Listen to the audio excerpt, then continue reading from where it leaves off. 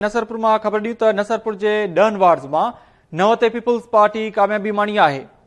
अवां खे अपडेट किया तो नसरपुर टाउन कमेटी के वार्ड नंबर 4 ते पीपी उम्मीदवार एजाज आराए 616 वोट खणी कामयाब थियो है। आजाद उम्मीदवार 120 वोट खणी हाराए वियो है।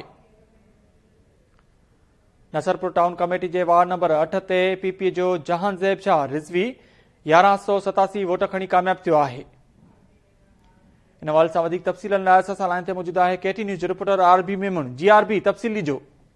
जी नसरपुर टाउन कमेटी जेका 10 वार्डन ते मुश्तमिल हुई जैमां 9 वार्ड जेके आहिनि उम्मीदवार पीपल पार्टी जा कामयाब थी चुका आहिनि। बाक़ी हिकु वार्ड ते आज़ाद उम्मीदवार कामयाब थियो आहे।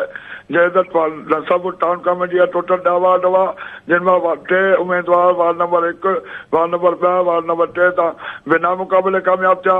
जॾहिं त अॼु सिर्फ़ु 7 वार्डनि ते इलेक्शन हुई ऐं उन 7 वार्डनि ते वार्ड नंबर 10 ते असगरुद्दीन बिरोही जेको आज़ाद उम्मीदवार आहे उहो 517 वोट खणी कामयाब थियो आहे। जंहिं त यासिर लाज़ारी जेको पीपल पार्टी जो आहे उहो 251 वोट खणी सघियो आहे।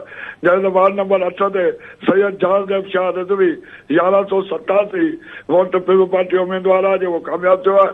जंहिं त पीटीआई जो सैयद मोहसिन शाह रिजवी सिर्फ़ु 126 वोट खणी सघियो। जंहिं त वार्ड नंबर 4 ते एजाज आराई पीपल पार्टी उम्मीदवार आहे जेको 616 वोट करे कामयाब थियो आहे। ऐं मिठू भील आज़ाद उम्मीदवार हो जंहिं सिर्फ़ु 120 वोट खणी सघियो आहे। जंहिं त वार्ड नंबर 6 ते वकील अब्दुल खालिक गिरानू पेपे जो उम्मीदवार आहे जेको 552 वोट खणी कामयाब थियो आहे। ऐं सैयद सज्जाद शाह आज़ाद उम्मीदवार आहे जंहिं 460 वोट कया।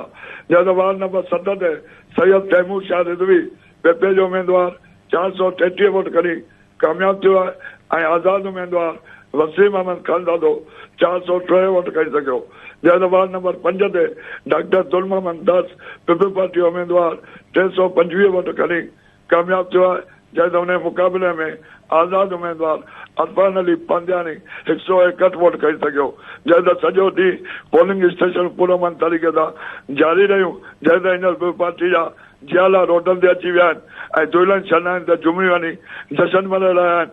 जॾहिं त इलेक्शन दौरान सिक्योरिटी जा इंतज़ाम सख़्तु कया विया हुआ। जी बड़ी मेहरबानी अपडेट करण लाइ आरबी मेमन।